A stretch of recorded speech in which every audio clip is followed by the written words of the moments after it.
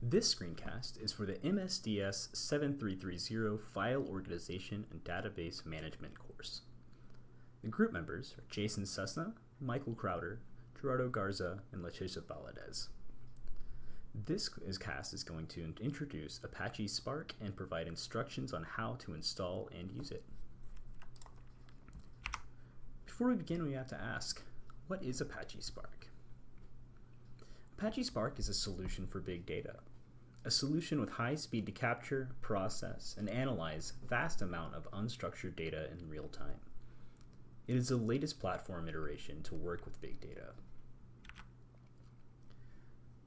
Let's first talk about big data and its dimensions. Volume. Large businesses and organizations are swamped with ever-growing data of all types, easily accumulating terabytes or petabytes of information. These businesses need ways to rapidly process this data every day. Apache Spark can process and store data in real time. Velocity. The vast amount of data businesses receive must be processed quickly at high speed. Sometimes an even short delay of 5 minutes can be too late. For example, for time-sensitive developments such as fraud, the data must be used as it streams into a business for maximum usefulness. Apache Spark is capable of processing data at high velocities into your organization for gaining maximum value. Variety. Big data consists of structured and unstructured data such as text, audio, video, sensor data, log files, click streams, and many more types of data. Useful insights can only be gained after analyzing these data types all together. Apache Spark can process diverse types of data at very fast speeds. Let's get back to what exactly is Apache Spark. Apache Spark is an open source big data processing framework built around speed, ease of use, and sophisticated analytics. It was originally developed in 2009 in UC Berkeley's AMP Lab and open sourced in 2010 as an Apache project. Apache Spark is a fast and general engine for large-scale data processing. It can run on top of Hadoop and other types of platforms. Spark enables applications in Hadoop clusters to run up to 100 times faster in memory and 10 times faster even while running on disk. Spark supports Java, Scala, Python, and R natively, as well as ANSI standard SQL. These apps can run interactively from the shell or from popular interfaces like Jupyter Notebooks, Apache Zeppelin, as well as the command shell. Depending on the configuration, analytics performs like Tableau and connect directly using Spark SQL. Apache Spark is made up of 5 major components: Spark SQL, Spark Streaming, ML Library, GraphX, Spark R, and of course the Spark Core engine. Spark Core is the main component and serves as the basis for all the other components. Whenever any of the other components are executed, whether it is task distribution, scheduling, or input and output operations, that component will be with addition to the Spark Core to work to complete the called function. Next we have Spark SQL, which supports ANSI standard SQL language. Before using SQL, table structures need to be created or defined, and then the process engines are ready to go. Then Spark Streaming allows tasks to process the new data as it arrives. The ML library component enables the machine learning algorithms to run. GraphX is the in-memory version of Apache Giraffe.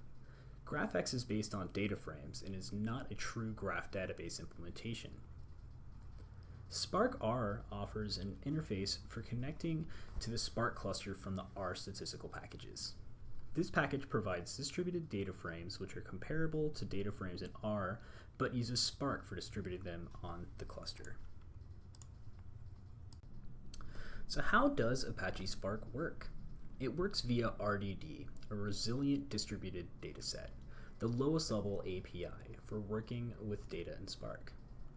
RDDs are what makes Apache Spark work at lightning speed. RDD handle transactions and provide data lineage across processes as they are completed. RDD handles operations such as transformations, which are operations such as map, filter, join, union, and so on, that are performed on an RDD and which yield a new RDD containing the result. Also with actions, which are operations such as reduce, count, first, and so on that return a value after running a computation on an RDD.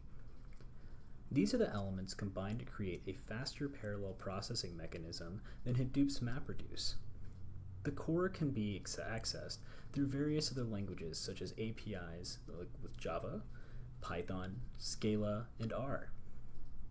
Apache Spark parallelizes these APIs applications across the clusters while hiding the complexities of distributed systems programming. The RDD is just one layer of this. We also have a DHE, or a directed acyclic graph scheduler, a task scheduler, and a worker. These layers all run completely independent of one another to ensure the most efficiency of parallelism. Now we're going to learn how to install Apache Spark on Windows using a virtual machine. First, we're going to go to virtualbox.org/wiki/downloads, and we're going to install the Windows host for the VirtualBox 5.1.26 platform packages. The VirtualBox may take a while to download, so while we're waiting, we're going to go ahead and go over to the Ubuntu website, which is ubuntu.com/download/desktop, and we're going to get the latest version of Ubuntu. Now that VirtualBox is downloaded and installed, we're going to create a virtual machine.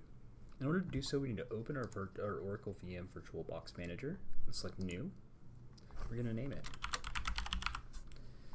Linux needs to be selected for the type, and our version needs to be based on the operating system you have, either 32-bit or 62-bit. We're going to go with Ubuntu. Hit Next. The recommended memory size anywhere from 8 to 10 gigabytes. I'm just going to give myself plenty of room here. So now we want to create a virtual hard disk. I'm going to go to Create. We're going to use the VDI, the VirtualBox Disk Image. Just press Next. On this screen, we're going to select Fixed Size. We recommend using fixed size as it will not slow down your system when it needs to reallocate more space to your disk. On the next screen, we have a file location and another sized widget that we can choose. For the file location and size, make sure to provide enough space on your disk to include the operating system. For this setting, you want to use anywhere from 20 to 50 gigabytes, or more depending on the amount of data the machine will be storing. 20 gigabytes should be enough if this is a simple practice lab. In my personal case, I do not have enough room for 20 gigabytes on the main C drive, so I'll be using another Spark example. I'll use a folder on a different drive. Let's go ahead and press Create.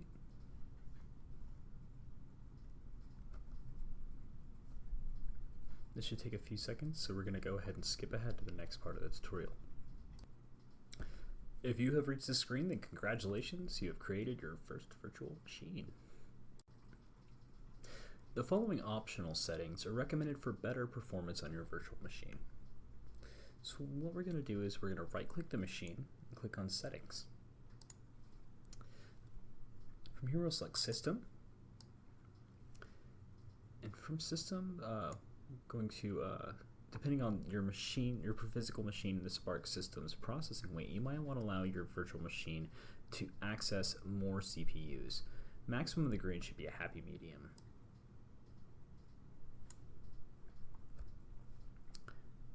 For nicer graphics, change the settings for display by selecting display under your video memory and allocating the amount of memory you want the system to have for your video. Enabling 3D acceleration is also an option. I'm going to go ahead and keep the rest of this default. Now let's just go ahead and press OK for complete. To start your virtual machine, double click on it.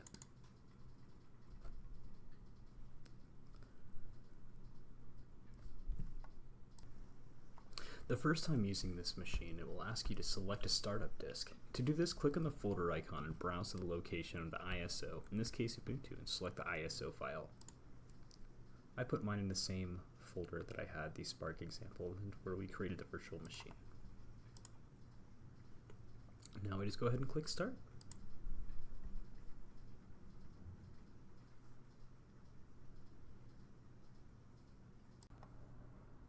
After starting your virtual machine and it finishes loading Ubuntu, you'll see two options on the first time you load it. You'll see Try Ubuntu and Install Ubuntu. We're going to press Install.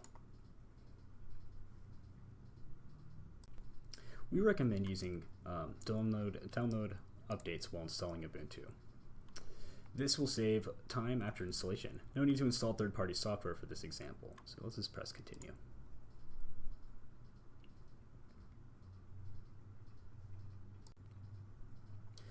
For installation type, we'll select Erase Data and install Ubuntu.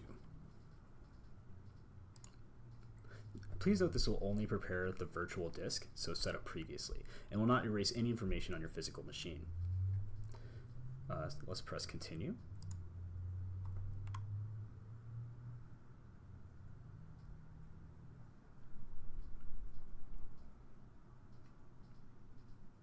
Now we'll select our time zone. Fortunately, I live in Central, so this is perfect for me.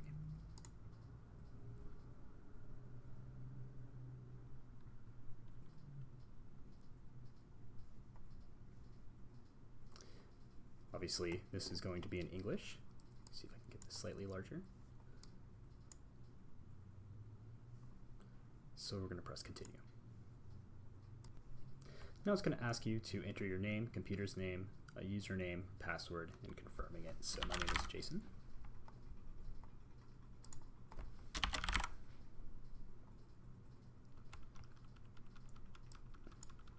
Password is just going to be password. I would definitely recommend using a better password. Let's press Continue.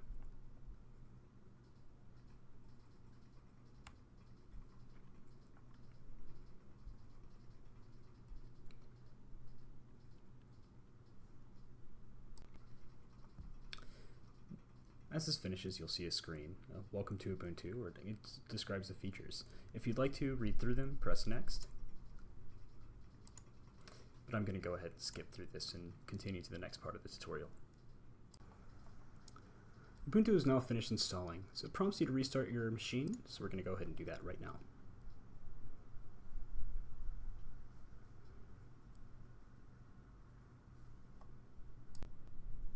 Now it may prompt you to please remove installation medium and press Enter.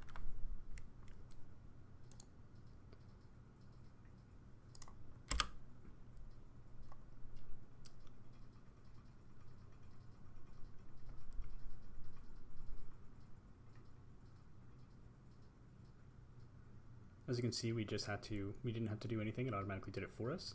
I was just checking to make sure we didn't need to remove the disk, however there was no disk there anymore. So now we just wait one more time for Ubuntu to start up and we'll have a finished installed version. Okay, great. Looks like Ubuntu's booted up again. So we're just going to type in our password, which is password for me, and wait for it to start up. Now that we have Ubuntu installed, we need to continue on to install Apache Spark itself. First, we're going to need to install Java because that's going to be required to install Scala. In order to install Java, we need to go to the terminal and search for, or go to the very top left, which is the search, and search for terminal.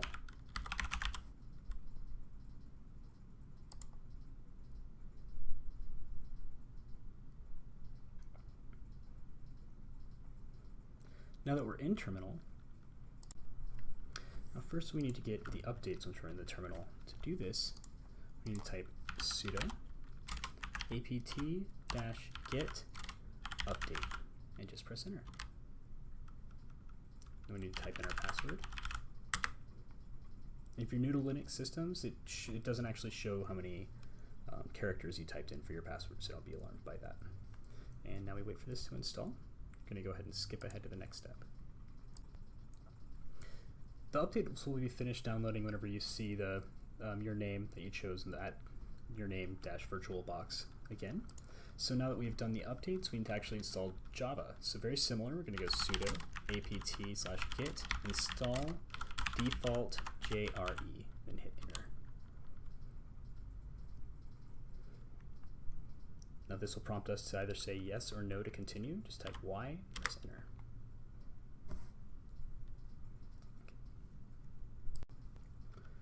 Alright, again, once we see our name at our name VirtualBox ready, then we know that the installation is completed. So now we can go on to install Scala.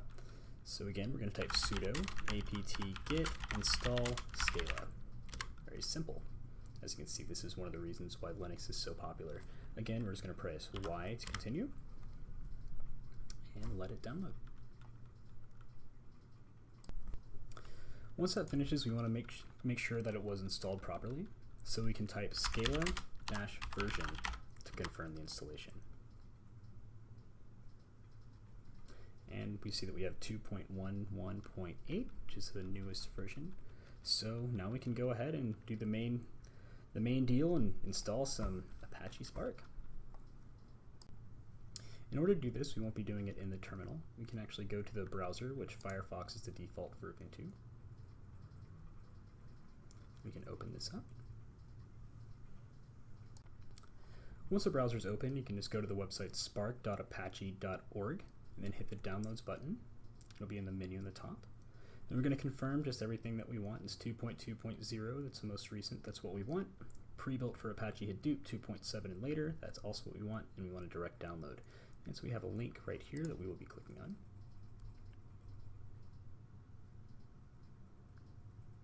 And we want to do save file.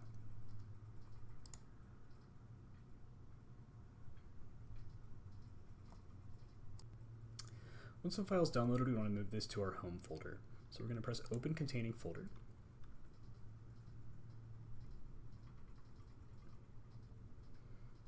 And I'm just going to cut, move to home, and paste. Now we're going to go back to the terminal, and to install Spark, we're going to type in sudo tar/zxvfc spark -2.2.0 bin hadoop 2.7.tgz. And that last part, just make sure that it's the same file name as what you downloaded previously. We'll press OK. Error, not recoverable, so it looks like I may have the wrong file name. So what I can do is rename. I'm just going to copy this whole thing, go back to my terminal, and let's try again. Sudo tar/zxvfc. Now I'm just going to paste.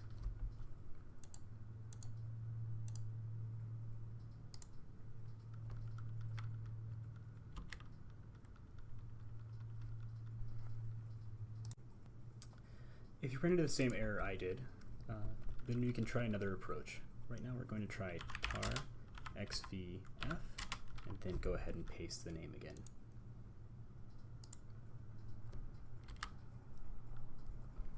It looks like this works fine.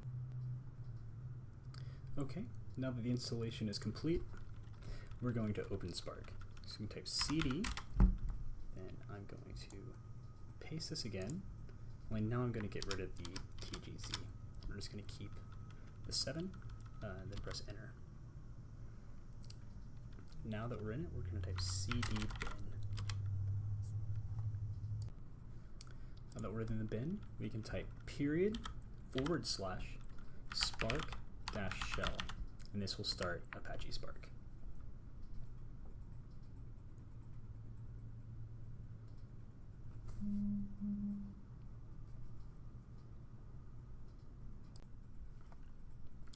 Once your screen looks like this, congratulations, you have installed and opened your first case of Apache Spark.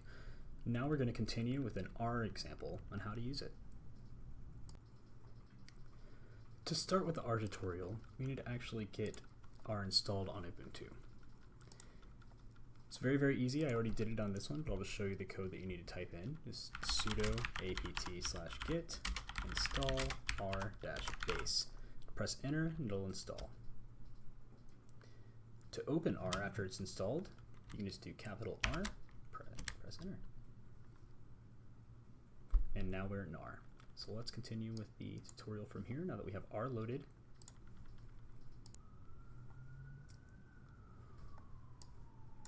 So we're going to demonstrate Spark with RStudio through the package SparklyR. SparklyR is an R interface for Spark. This package can connect to local remote Apache Spark clusters. SparklyR provides a dplyr, I'm just going to, for the rest of the tutorial, be calling that dplyr, backend, and provides an interface to Spark's built-in machine learning algorithms. To get us started, let us install packages command to install SparklyR in RStudio. In order to do this, we can actually type in just install.packages SparklyR.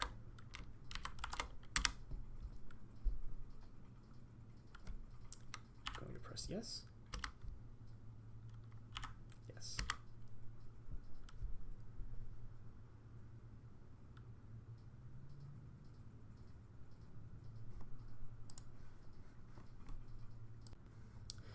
Now it's asking me to select a CRAN mirror to use in this session. I scroll down since I'm in Texas. I'm going to select this one.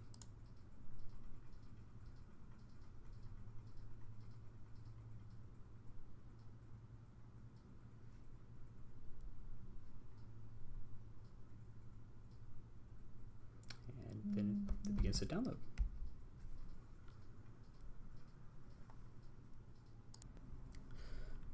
After this installation, which was fairly long, you still might run into some errors where you're unable to load the library for SparklyR. In order to avoid that, or in case you do get those errors, another solution, we're going to go and install DevTools, which we should be doing anyway. In order to do so, we do install.packages DevTools. Now I've already installed this, so I'm going to continue to the next part, but if you just press enter, another installation will begin. Still experiencing errors? If you are, we can still fix this in other ways. It looks like we need to install libcurl and then install these packages again.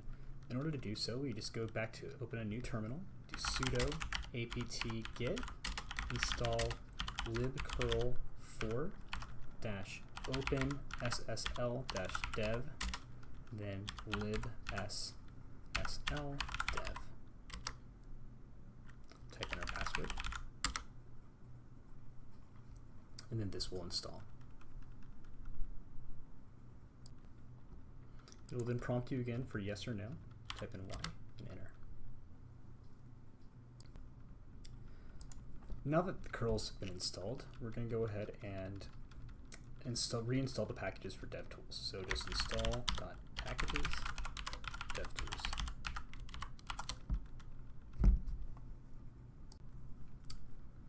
Now that DevTools has been installed, let's also go ahead and install dplyr again.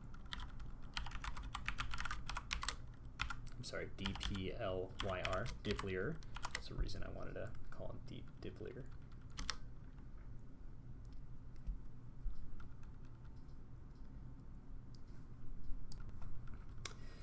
With the packages DevTools and dplyr installed, let's go ahead and load the libraries for them. Library DevTools. So we can see library dplyr.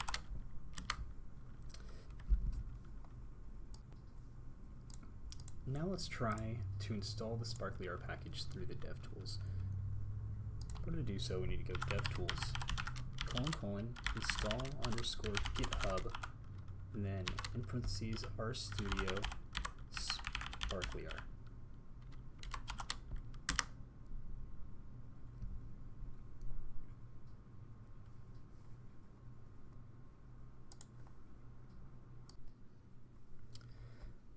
If all these things still haven't worked and helped get the install packages SparklyR to install correctly in R, I've tried each of these things, the sudo apt/get install libxml2/dev, also the libcurl 4 open ssl-dev, the libcurl 4 nut-ls-dev, and just curl itself.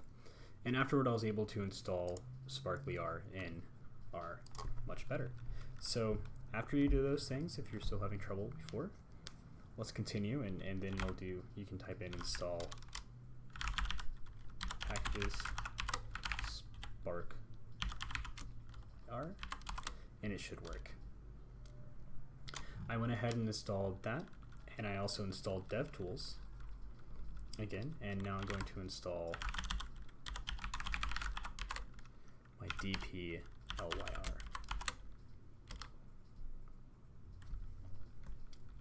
Once again. While this is installing, I'd just like to go over the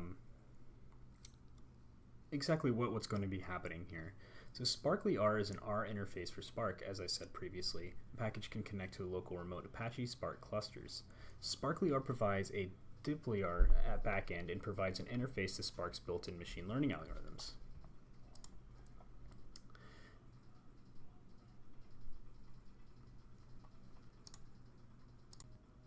Now you may be asking yourself, what is this dplyr you keep on mentioning?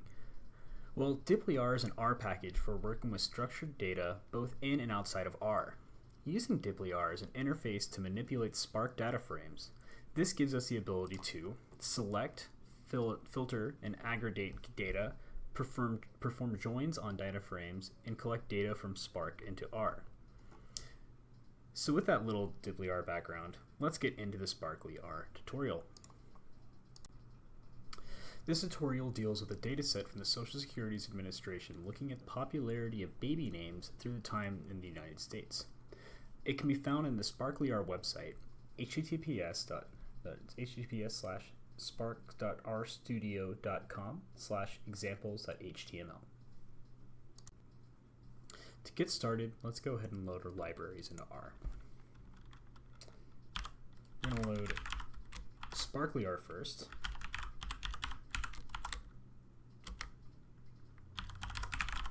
Then we're going to load dplyr. Now we're also going to load a library called baby names.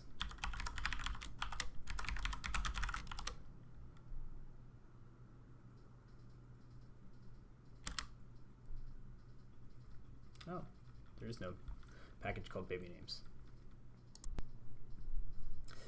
Since there is no library called baby names, we forgot to actually install that one. So we're going to do install.packages baby names. As we can see, I already did run it, so here we go. In order to load the library baby names, we actually had to install the package first. So install packages baby names, and that should run. So now that that's installed, let's load the library. Some more libraries we're going to load. Some of them may be familiar, like the infamous ggplot2 package. It's ever popular and excellent. So library ggplot2. Then we have a couple that are going to be less known, like digraphs or dygraphs. Oh, there's no library. Oh, I need to install that as well.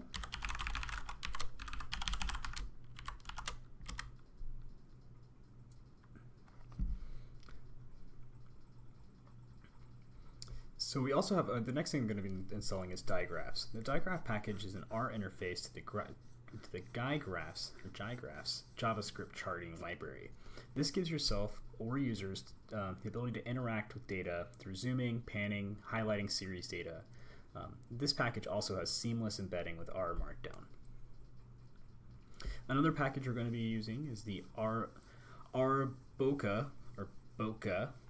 It's another plotting library. It provides with a declarative interface for interactive web-based graphics. Bokeh is a powerful analytics tool developed by several members of the Continuum Analytics and other members of the open source community. Bokeh has interfaces in Python, Scala, Julia, and R. Obviously, we're going to be seeing the R version shortly. Okay, looks like this last package finished loading, so we're going to load the library ggplot2 and go on to install our next package, which is going to be the digraphs. So install packages digraphs.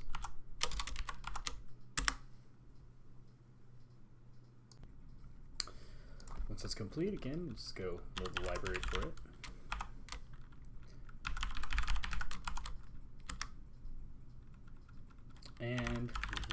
certainly not least, I'm going to be installing the RBOCA.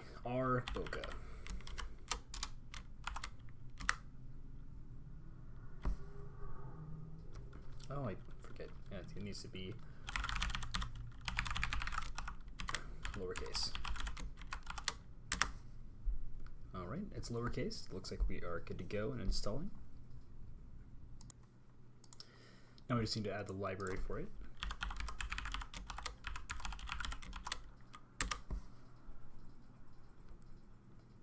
And I think we are ready to go.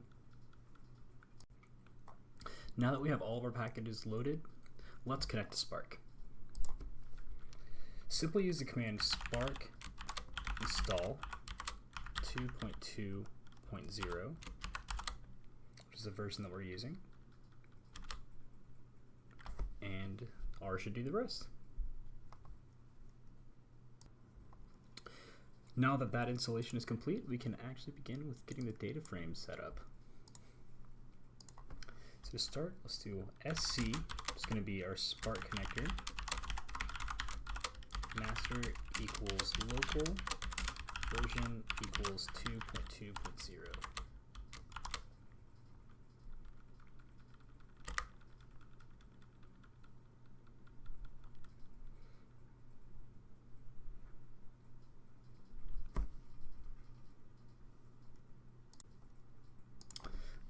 Alright, now that we have the Spark Connect set up, let's go ahead and make our baby names table.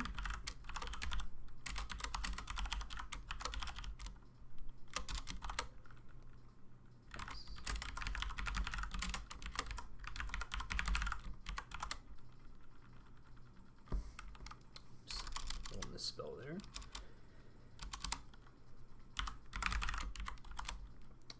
Okay. And now we're going to set up our applicants table after this, once this finishes loading into Spark.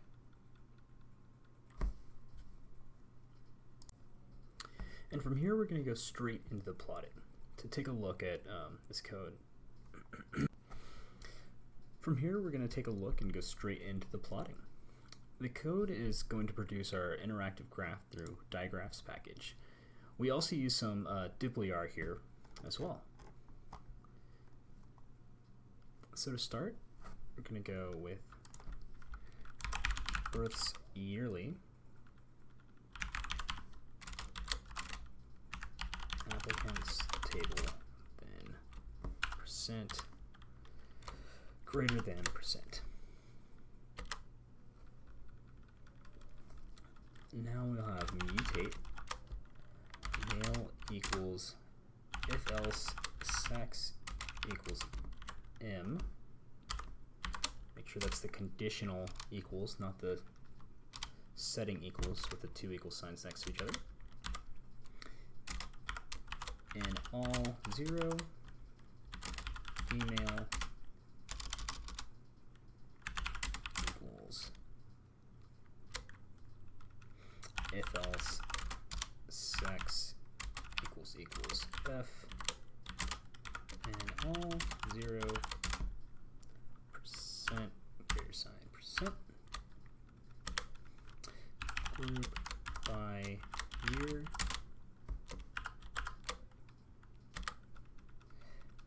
and summarize male equals sum male divided by, and make sure I have this number right,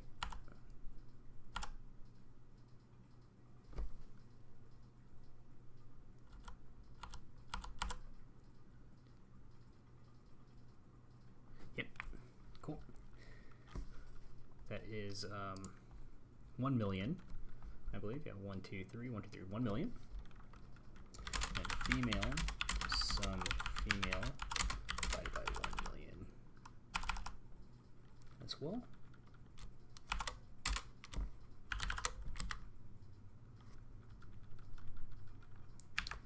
Range year. And we're going to collect. And in this.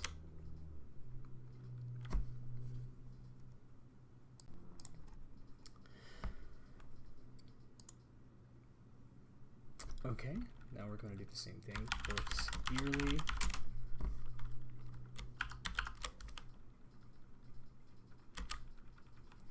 dy graph name equals total US births based on social security number.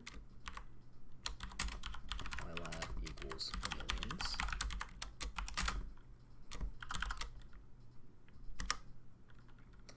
Die series is going to be female and male.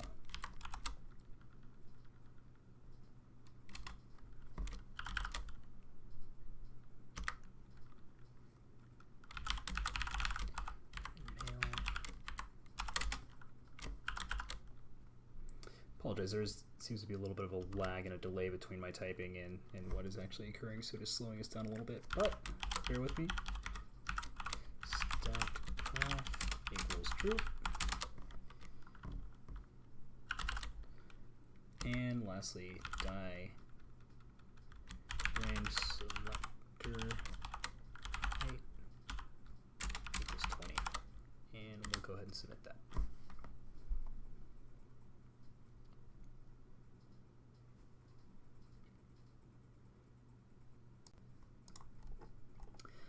After running the last line of code, in Ubuntu actually will open up a browser window so we can have an interactive JavaScript-like graph where you can actually select things and it'll respond to what you're hovering over, etc.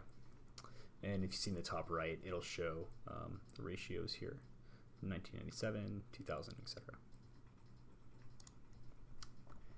So R's community has been very dedicated with making R more friendly for visualizations that are directed at the general public and not just the residual plots for analysts. So next, we're going to use SQL in R. Yes, I said use SQL in R to access our data and Spark to create a lookup table. We're also going to store this table for future use. So let's go back to our terminal. And here we're going to go top names table, names table, filter by year is greater than or equal to 1986. And you want to group by name and sex.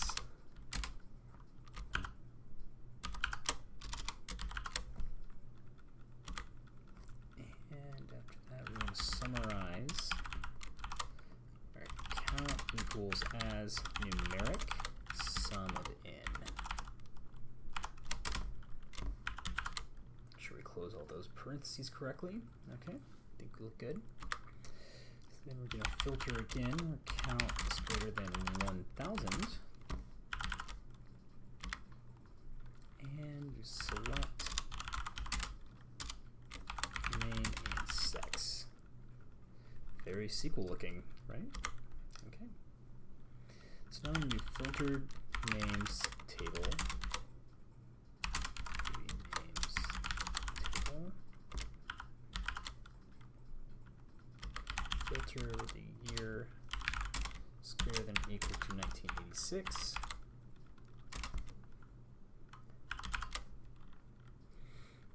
And we're going to inner join with top names table.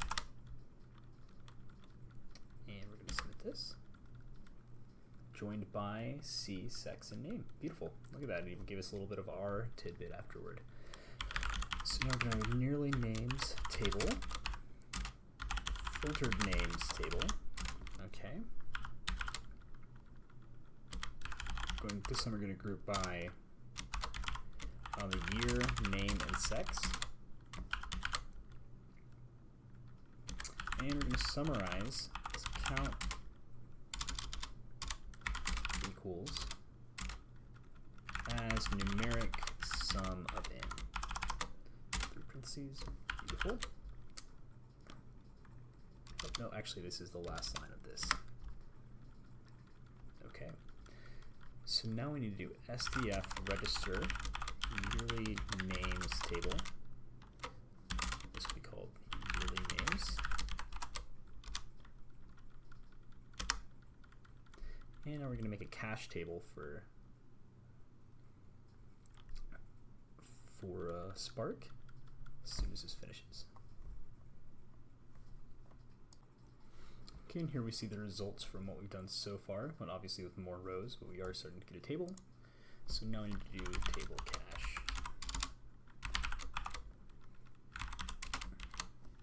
Yearly names. Okay.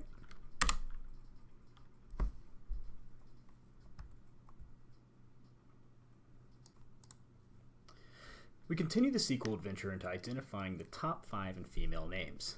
We're going to use this to join data from the yearly names table. To start off, let's go ahead and get a table cache SC, and then we're going to do top names of 1986.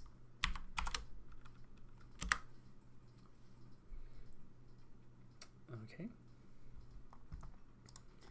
So now let's identify what this is. So top names 1986 yearly is going to be the yearly names table. Again, we're going to do percentage greater than percentage.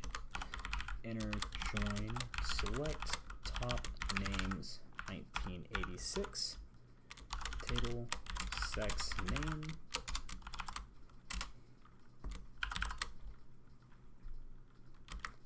Collect. Looks like we had that table's not found.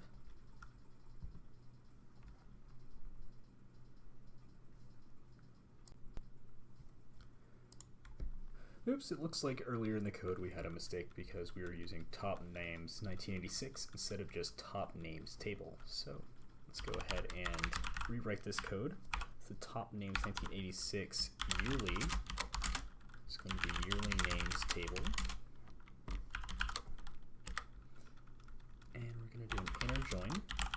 We'll select just top names table. Sex and name. And let's collect. And joining by. Outstanding.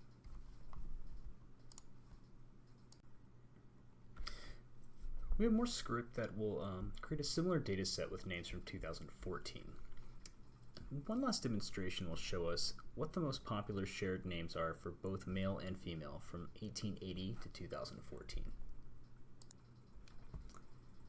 To start doing this, we're going to do a shared name.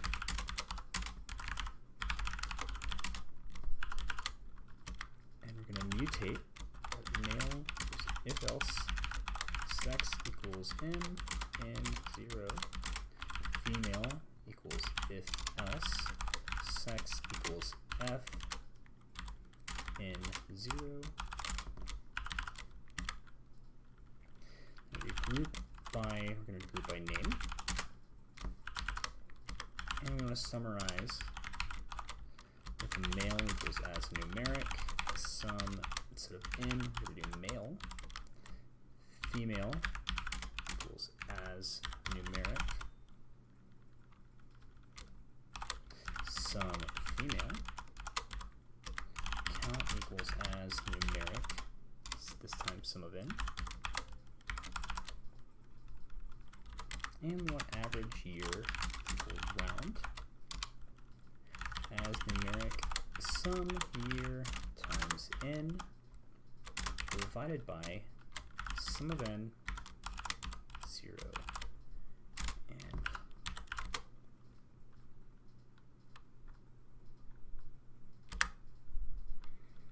now we'd like to filter when males greater than 30,000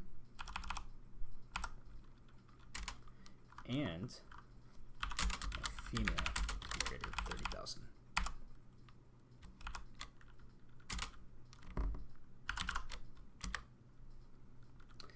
And let's go ahead and finish this little function, collect.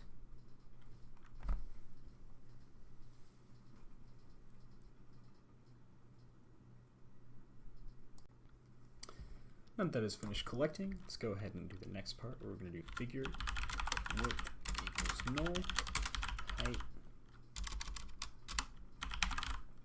equals null as well. xlab is going to be our log of 10 number of males. Our ylab is going to equal of females. Let's go ahead and name it. It's going to be top shared names between 1880 and 2014.